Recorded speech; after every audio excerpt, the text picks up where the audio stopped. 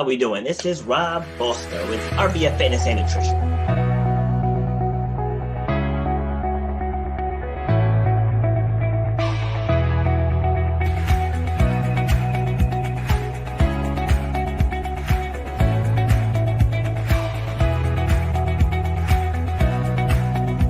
People upgrade their iPhones, they upgrade their Androids, they upgrade their laptops, but they're operating with the same brain that they operated with for the last decade.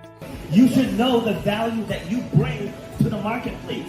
You know what your passion is. You know why you do what you do. So racism, it's out there, but it doesn't have to stop you. Just because somebody might look at you a certain way, that doesn't have to stop your forward progress. Where you have to eliminate the excuses. You got to make that game plan say, for me to get to that point.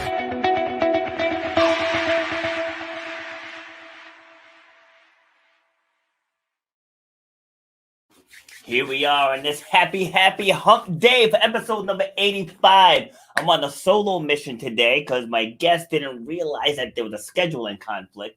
So he rescheduled for June 9th, but that's okay because I have enough energy and I have enough in the arsenal to go at it solo. So that's what we're going to do. But first, I want to talk about the new show. So why am I talking about the new show? Because I want people to tune into the new show. So what this is going to be a debate style show, boom, called We Bout to Get Deep. You know, I had to put a nice catchy name on it, kind of like Shut Up and Grind. Something that's very easy to remember. And I want to go over the first 4 episodes that we're going to shoot. So the first one starts on June 7th. And we're going to talk about if critical race theory should be taught in elementary and middle school. And there's going to be 5 panelists joining me on that one. Then on the 14th, we're going to discuss, did Derek Chauvin get a fair trial? And then on the 21st, what does racism mean to you? And then on the 28th, we're going to discuss if the media, the mainstream media, gaslights police brutality. Okay, so that's going to be the first 4 episodes. And I have them all mapped out through the end of September so far. So, like I said, it's going to be a rational discussion about controversial topics.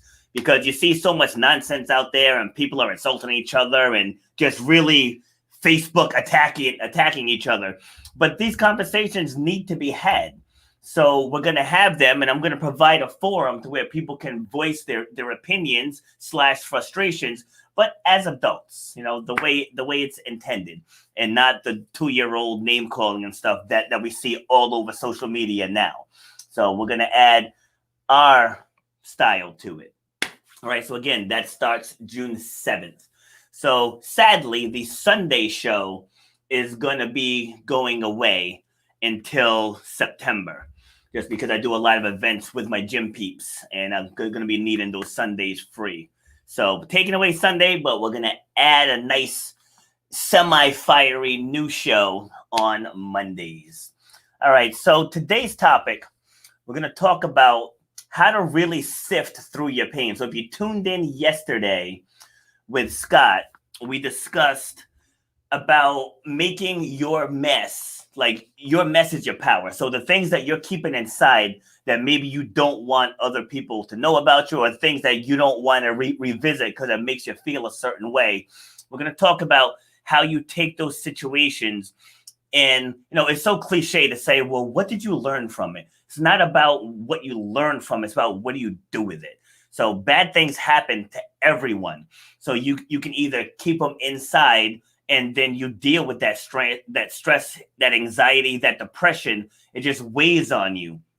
Or you can take those experiences and use them to educate others. And that's where you find the power in it. So first and foremost is you have to be confident within yourself. So that's number one. Most people hide things inside out of fear of what other people have to say about what they did or what was done to them. And you got to have that thick skin to be like, listen, yes, this happened and I'm okay. This happened and it didn't define me. This happened and it didn't destroy me. So coming to grips with that is the first step. So I can go back to, now this is going to be a minor example, but for me, it took me a long time to get over this. So for those that know me well, I'm a very competitive person. And when I set my sight on a goal, especially an athletic goal, I go hard, and I go hard all the time. All the time. So I don't play for the love of it. I play to win. You know, I can deal with losing, but I play to win. So my senior year in high school, I had, well, a couple years prior, I had watched my sister, become state champion in the high jump. And I wanted that. I just remember her clearing the bar and just the sheer elation that came over her. And I was like, I want to feel that. So my senior year in the high jump, I was undefeated all the way up to the state meet. And I let some outside factors get into my headspace instead of just zeroing in on the task at hand. And so I ended up getting third that day. So I didn't win. And it really hurt me like to my core, to where I was 30 years old, still dreaming about it. And then I was still managing restaurants then. I'll never forget this young woman, one of the servers. I was out venting, and she comes over and she's like, Rob, you really need to let that go. And she was right. This happened when I was 17, and here I am, 30 years old, still letting it occupy my headspace. And so she had said, you should look at the book. I think it's The Secret of Letting Go or The Art of Letting Go, one of those two. But I actually went and got it. Even though I'm more of a video guy, I'm not really a book guy, but I went and I got it. And that was when I was first able to put that, we'll call it a failure, behind me. But now I use that situation, which happened to me, and I've trained other champions. See, so that's where the power is in that. At first, you can say you trained so hard, you dedicated so much of your time, you sacrificed time with friends, and you put that work in all for this common goal. And it's so easy to jump on the woe is me train.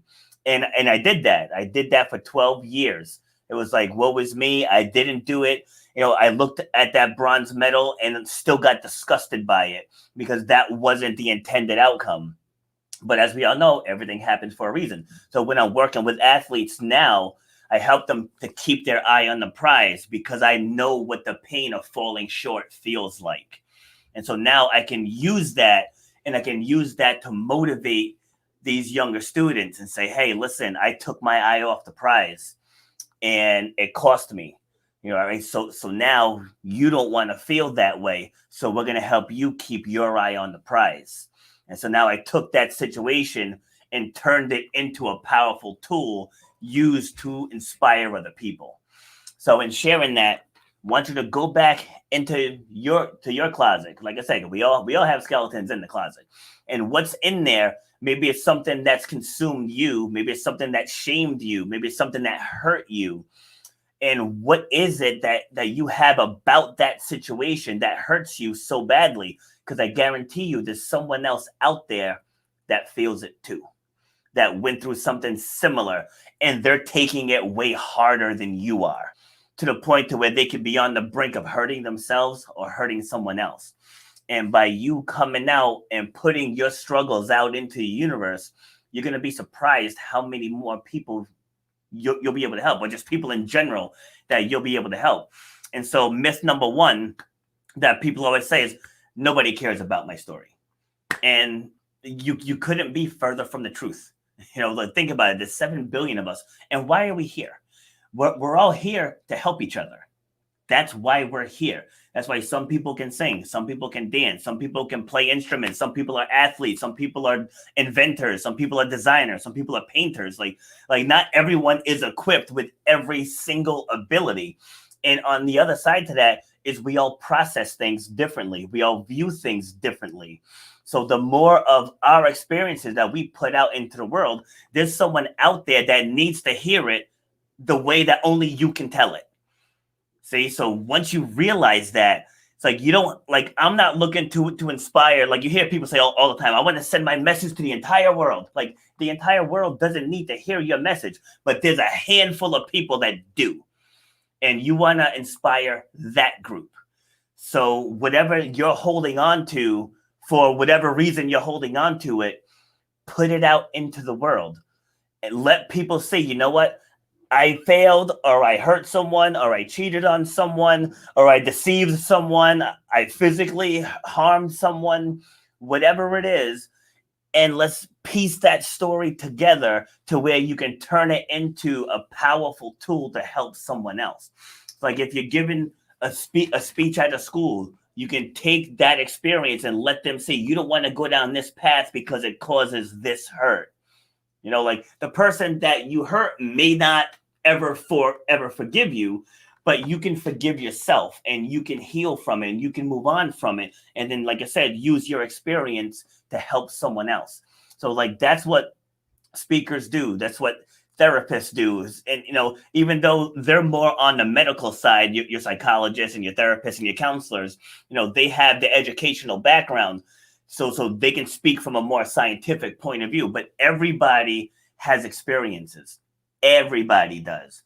And it's just a matter of how you tell your experiences. Hence why my program is called Speak About Yourself Out Loud. So you can take everything that you've gone through and you figure out what stories are needed for what situation. So if I'm speaking with someone who's having low self-esteem, or they're having self-doubt about a certain something, then I can talk about when I first started doing fitness because I was scared. I was scared out of my mind. It's like, yeah, I knew how to build muscles on me. You know, I knew how to make myself faster. It's like, yeah, I got certified, but transferring my information to someone else to make it usable for them, that was something that I wasn't skilled at in that niche. You know, after coming off of 20 years of being a restaurant manager. But then once you actually step back and you realize, again, I know it's cliche. People say everything you need, it's already inside of you, but it actually was. So for me, figuring out how to best connect with people, it's like, I already did it as a sports captain. It's like, I already did it. I had people following my lead. I was motivating people to be better. I was leading by example. It's like, I already had it there. I'm thinking I had to learn some new skill in order to take on this new venture. And I feel that holds a lot of people back from doing what they want to do because they feel like they're not ready. They feel like they're not good enough. They feel like I don't have an audience. No one's going to care. Nobody wants to hear that. And it's not true because even you, whoever's listening to this right now, you have people that you follow. You do, whether it's a podcast, whether it's a book, whether it's a speaker, you know, whether it's a particular TV station, like there's somebody out there that speaks a message that resonates with you. And when you start putting out your message, people are going to start resonating with you. So that's just how it works. It all comes full circle. And even when I started this podcast, like, why are people going to listen to me? It's like, I'm just from Rhode Island, which is this big. And, you know, I'm into over 20 countries now, like over 20 countries, because the grind, this side, I always do that. The grind's on this side, but the grind, it's worldwide.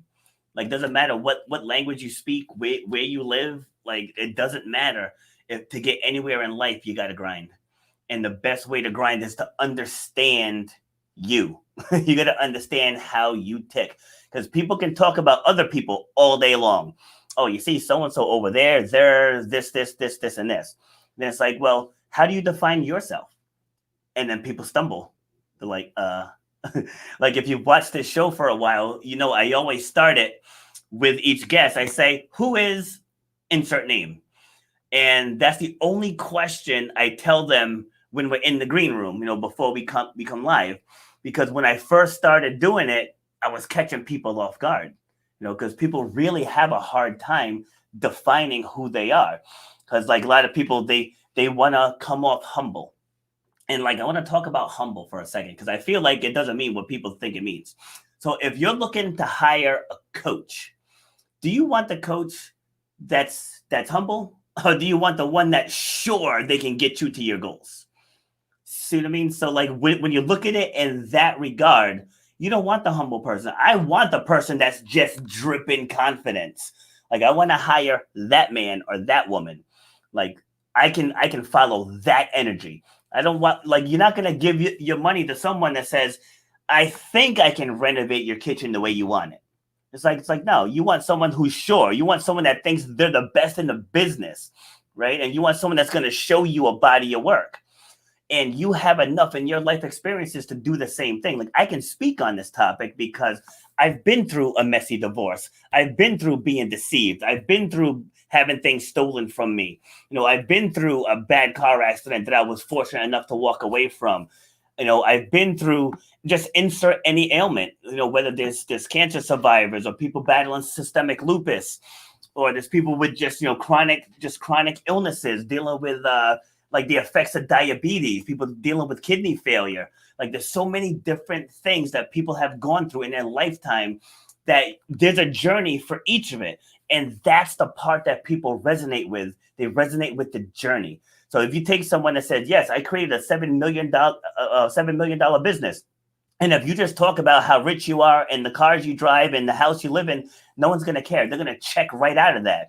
But when you highlight the journey, when you start saying, I slept on the floor of a studio apartment for 6 months before I was able to buy a bed, and then you build the story up from there, that's where you're gonna hook people in. And that's where your story has its power, is people want to know the how. It's like, how did you do that?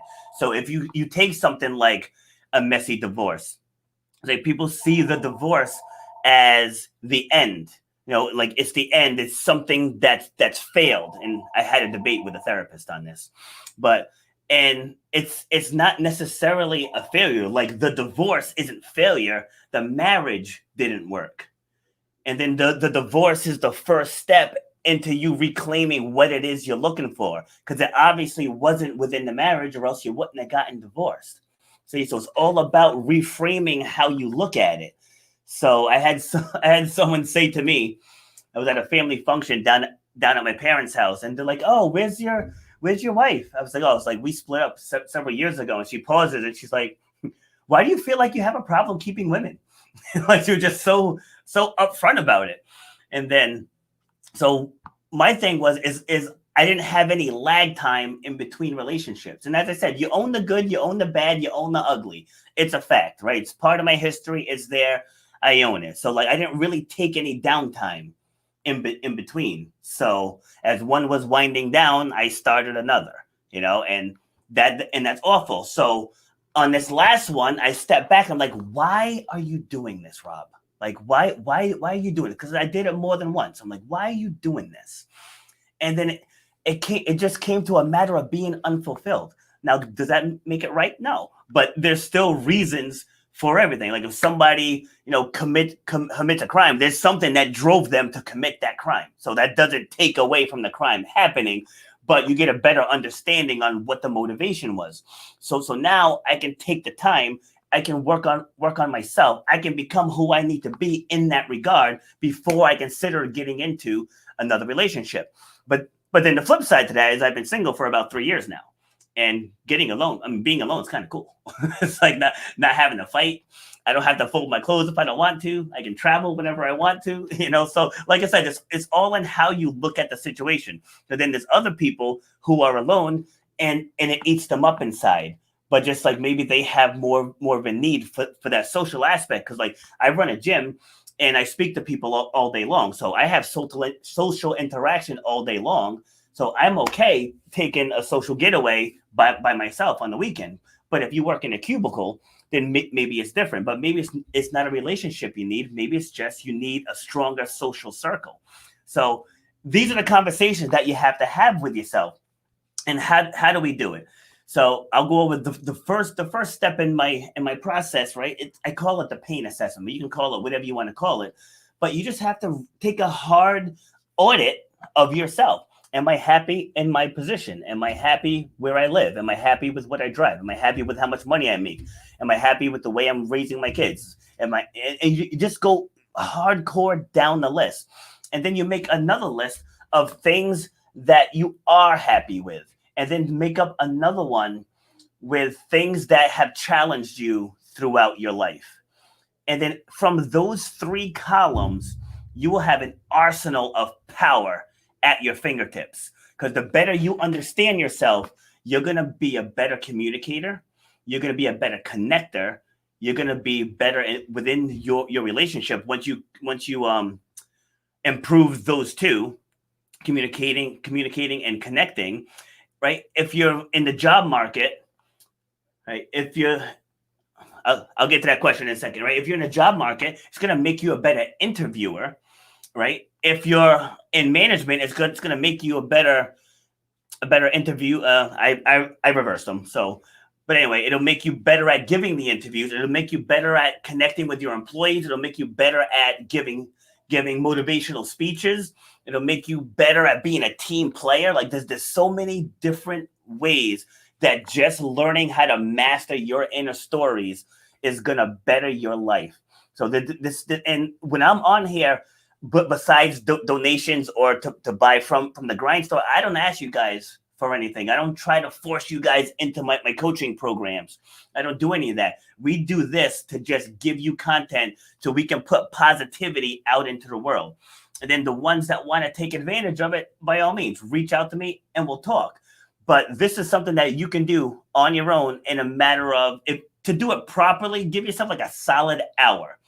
Give yourself an assessment of your current situation, everything that makes you happy, absolutely everything. It could be the type of music. It could be just, smelling the flowers in the morning. It could be, drinking coffee, watching the sunrise.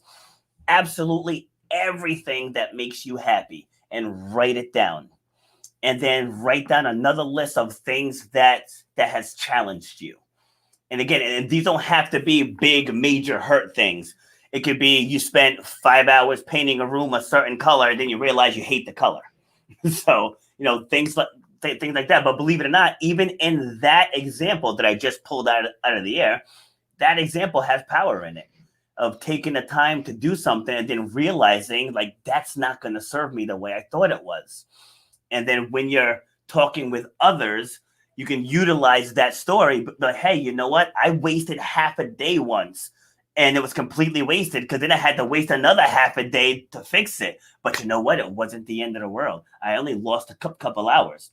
Whereas some people will take that and be like, oh, I screwed up my whole weekend and I could have done this and I could have done that. But like I said, it's all about the reframing. So everything that happens that happens within your world, it doesn't always happen to you. Okay, so the other step, that's myth number 2, is that it doesn't happen to you. It happens for you. And again, if you were on the show yesterday when I was talking about my dad's final, he died in November, so his final 11 months, back in 2019, just watching that whole process.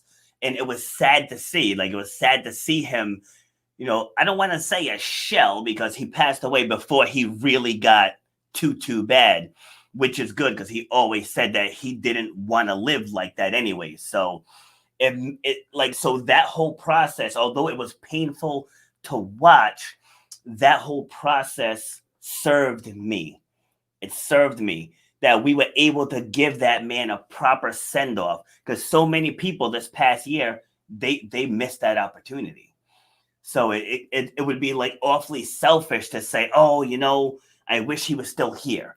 Because yes, and my heart hurts that he's gone. It absolutely hurts. There were so many days where I just look at his photo and just wish to hear his voice again. But that's when you flip it, it's not about me. It's about him. He didn't want to live in a nursing home. He didn't want to not be able to build and design and create. It's like he didn't want that for his end of life.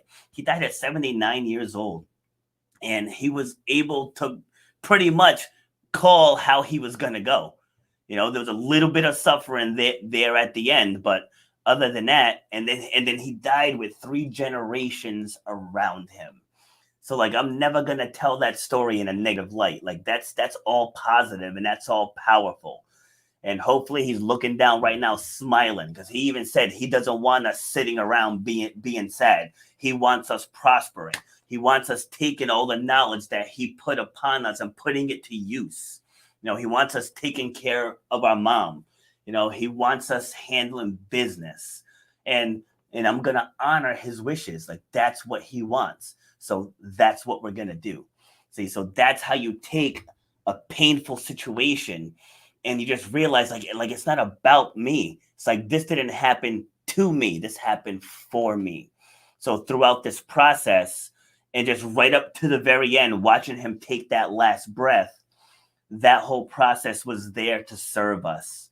So it's like, what are we gonna do with it? Are we gonna take the pain of losing him and let that derail me?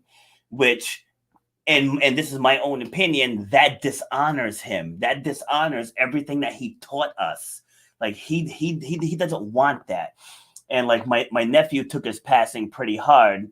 And I told him, I was like, remember, it's like he doesn't want to see you like this. It's like, if you wanna truly honor him, you gotta step into that person that he always pushed us to be. See, so that's how I can talk about his passing without breaking down in tears, because I know I'm honoring him by telling his story in this way rather than in the other way where it's all about me and how it makes me feel that he's not here anymore. Like, that's how you take those stories and you turn them into something beautiful versus something that's devastating and painful. So would I love to have him here? Yes, but you also know at some point you're gonna lose your parent. At some point it's gonna happen. But I was able to have that man for 45 years. So I have 45 years of positive memories that I'm gonna keep putting out into the world to keep his spirit alive here with us. And so with that, I want to just do a quick recap. Right, no matter what it is you're going through, like going back to like my sister's husband, he's a type 1 diabetic, and I'm sure he's got multiple stories about dealing with that struggle on a daily basis. My sister herself, she was once 425 pounds, although she is a speaker and she did write a book on her journey. But there was just one moment she looked at a photo and was like, I can't do this anymore. And then she went on this whole journey to lose weight, and she had a goal of running in the New York City Marathon, and she made it happen. So she took that pain and she turned it into power, and now she's using that power to motivate other people.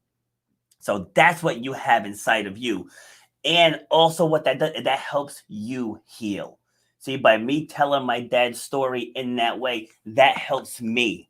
That helps me. It's like, I'm not going to sit here and act like, I don't want him here. No, that's not what I'm saying. I would love to have him here, but unfortunately, it was his time to go home. So the best thing that I can do is to just keep telling the stories, keep utilizing those talks where I'd be feeling down when I started business. And he would say, just keep going, just keep going, just keep going. So in his passing, that's how we honor him. Just keep going, just keep going, just keep going. So if you want help crafting your stories, or if you have something that happened to you that you're having a hard time moving past, join my group, speakaboutyourself.com. It's free. And I have several videos already in there. Just follow them in order, and it'll help you walk through the process of writing down your hurts. And then I'll be going live multiple times per week, showing you how to take those hurts and find the power in them, using my own story. So I'll give you the blueprint, and then you can take that blueprint and then make your own stories out of it. And then from there, if it's on your heart where you realize the power and you want to get your message out to as many people as you can get it to, that's where you just reach out, and we can help you start a podcast, start a blog. We can help you get featured in the media. There's so many different ways we can do this. I can connect you with people to speak in groups, speak on virtual stages, be a guest on podcasts. Like, there's so many other avenues that you can put your message out into the world, or just even doing Facebook Lives or on a YouTube channel. But the first step is to get the stories down on paper, or at least get the topics down on paper, and then we can help you craft it into a story. But like I said, that's how you step into your power, mastering yourself. Then you can empower the world. So I did have a question. I think it was a question that I want to address. So for sure, I need to know how I can overcome the person I love a lot when she keeps on hurting me because it's too hard for me. See, so that's where you have to figure out. Let me leave it up here in case people come back on. Yeah, so that's where you have to realize that you have your head and you have your heart. And this is such a big struggle because the head is telling you she keeps hurting us, she keeps hurting us, she keeps hurting us. The heart keeps telling you, but I love her. And I've been there multiple times myself. And it's a difficult thing, especially if there's kids involved. It's a difficult thing. But it's one of those things where you have two pains to choose from. So you have the pain of staying where you are and running the risk of being hurt over and over again, or you have to go through the pain of letting go and allowing your heart time to heal. So now there is another avenue. So if you stay, then you got to have those tough conversations about how she's hurting you and what steps you guys can take to keep it from happening in the future. So maybe you can go down a better path. And then if that doesn't work, like I said, then unfortunately, you're going to have to go with the pain of letting go and allowing your heart time to heal. So like I said, I know that's a tough one. Like my last breakup, it took me pretty hard. Took me a while to get over it because, once the heart attaches, it's very hard to detach, so it's just one of those things. You just have to pick which pain is going to better serve you. So like if you love her that much and she's your one, then you have to get to the root of why she keeps hurting you. And if you feel like you've had enough and you deserve better, but just your heart's still trying to hang on there, then that's when you got to follow the head, move along, and then allow the heart to heal. So that's all I have for you all today. So hopefully you got a lot out of this. It's just a short 30-minute one today because I was solo. So, and like I said, speakaboutyourself.com. You can join my free group and we can help you piece those stories together. All right.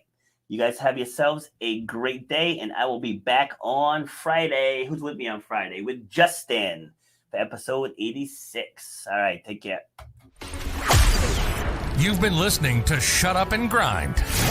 We hope you've gotten some useful and practical information from this show. Robert has over 20 years experience pouring his knowledge and expertise at many events in the service and fitness industry, as well as secondary schools and universities. He has a true passion for helping others break through the barriers that are holding them back. To book Robert B. Foster to speak or to reach out, go to robertbfoster.com/speaks, on Instagram at Robert_B_Foster, on Twitter at RBF_fitness, and on Facebook at Robert B. Foster. Till next time, shut up and grind.